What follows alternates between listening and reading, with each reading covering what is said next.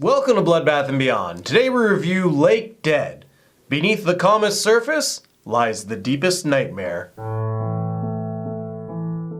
Directed by George Bessudo, starring Kelsey Crane, James Devoti, and Kelsey Wedeen. Lake Dead is about three sisters who inherit property after their unknown grandfather passes away. They gather up their friends and decide to check it out for the weekend, and unfortunately, the property has a dark history, and it's all about to surface. This movie is once again recommended by our top donator over on Patreon, Deke, who last month recommended Detention, which wasn't quite horror, it was more of a comedy, but really interesting at least. Check out our review of that. But this one, he wanted to go back and hit us with an actual horror movie. And so here we are. Thank you once again, Deke. Let's get on to our likes. I enjoy the setup of this movie. It's pretty simplistic. Some people are going to a property that they are unaware of, and bad shit happens.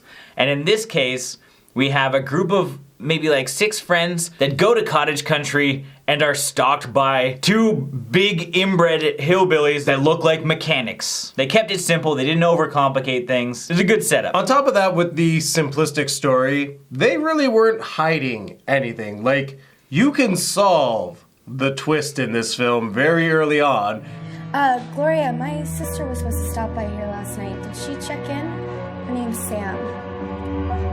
Haven't seen anybody around here in a good week. And they reveal it very early on. So they're not like alluding to this idea that, oh, something's going to happen down the line. They're just like, hey, something's kind of shady 10 minutes in. Yeah, it is shady. And the rest of the movie, they're just trying to figure out how to get out of the situation. I was pleasantly surprised that Ben was my favorite character. Considering his first on-screen presence, he told a very good-looking Samantha to put clothes on, something both Jay and I disagreed with. Feel free to get dressed. Fuck you, Ben. It didn't make sense to us, but yes, he was an enjoyable character, and Samantha had a great booty. Say anything you like. Hell no. But all of the women in this movie were so sexy. The whole cast was pretty good looking, except those guys in the coveralls. And maybe Ben. I wasn't a huge fan. Maybe the girls will dig him. Ben, though, like, I think what I liked about him was he was efficient. He got the job done. He was a fast runner. He was a fair guy when it came to combat, but like, he also knew like when not to hold back. I kind of dug our killers. I mean, I didn't love them, and they definitely reminded me of the killer Mo from Bikini Girls on Ice or Pinup Dolls on Ice, which was one of our first movies, so that cracked me up. They were brutal with their actions. Well, I wish that we saw more blood and gore. There are a couple like cringeworthy scenes, specifically the first scene that we get, in which they impale a girl's ankles and turn her into an anchor, and then drop her into the lake. Thus we have Lake Dead. Now what didn't we like? My biggest pet peeve with this movie is it's shot like a softcore porn or like a soap opera. It draws out way too much dramatic effect when it doesn't need to be there. Even just answering the door in such a fashion that it seems like, is she gonna blow this guy or not? But the way that they have lines linger and combine that with just the dialogue and the poor delivery from some of the actors. Well, get over here. I'm almost ready. Hey, do you guys mind if I bring a friend? I don't want to be the fifth wheel. Not only that, but when Brielle is just like staring into the distance, deep in thought, that's where it reminds me of a soap opera. It's like the character is looking at the audience. And usually that only happens with like the character developing scenes, because the other stuff is almost shot too wide. Like when you have the killers on screen, you know where they are. There's no sneaking up on anybody. It's just like, oh, there's a big ass dude right there, and he's just standing in the middle of the field. He's just gonna walk over there and kill somebody, and that's what happened. There are also some useless characters in this movie, specifically Kelly, the younger sister.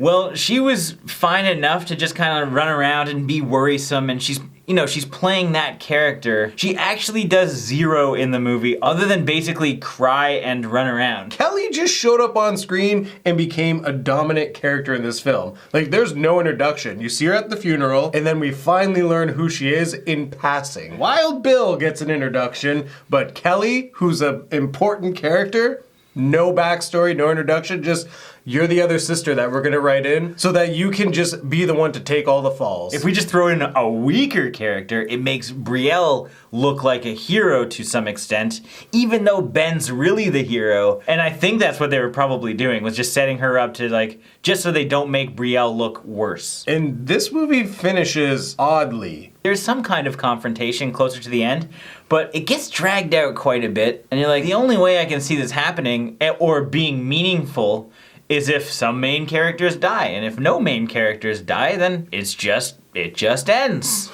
And that's what we have here. This is kind of old enough, like I know most of you probably haven't seen this, but these are spoilers that I don't think would really affect your viewing of the movie. Otherwise we wouldn't say them. It just, like, some people just don't matter. So while I did like kind of the idea of the inbred brothers, they're menacing enough because they're huge dudes, but they also have this weird kind of facial structure, which is just like, it looks like plasticine just stuck on their face. And especially because they have like a lot of close-up shots, you can see that the makeup's not blended correctly into their skin. Minor gripe. They could have been better. One more thing. I don't think they utilized the lake enough. So I know that this movie's called Lake Dead. The family's names are Lake. Like that's their last name. So like maybe that's what they're playing with. They set up these killers as if they've been killing people and putting them at the bottom of the lake, and then they abandon that whole situation, and you don't even hear about a lake after 15 to 20 minutes into the movie. And I really wish they did. Like, the way that they had set up somebody as like an anchor was really cool, and they could have kept doing that. And unfortunately, they don't even say that they do it to a second person. And on top of that,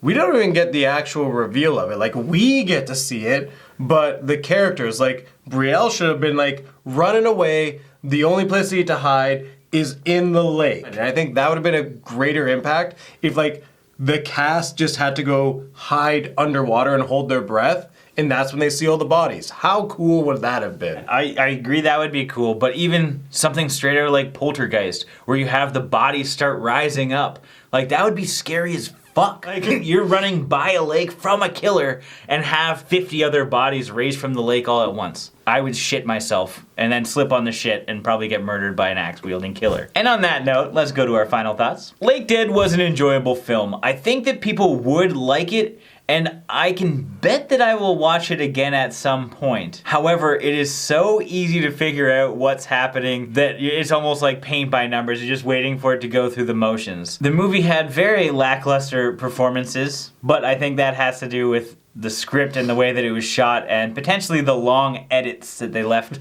on screen for way too long. But because of that, you might like it because there are some corny one-liners, and you can probably joke with your friends about some of the scenes and the acting. So despite the rating, you still might enjoy this movie. So I'm gonna give this 2 fuck monsters out of 5. Fucking construction worker. At least I'm not a bartender slash drug dealer slash drug addict slash dumb shit fuck Ben. monster. This film isn't as bad as it actually sounds, because there is some good to this.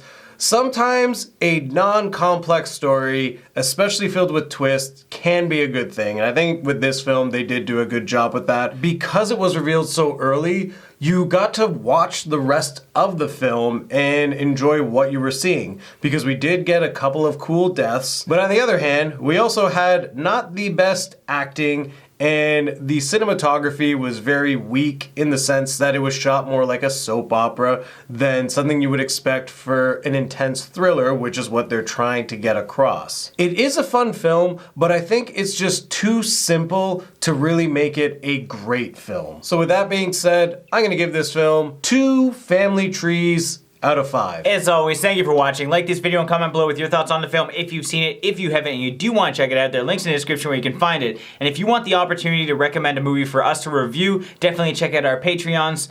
Links again in the description. And hit us with a like if you're digging that baby beard. I'm working on something.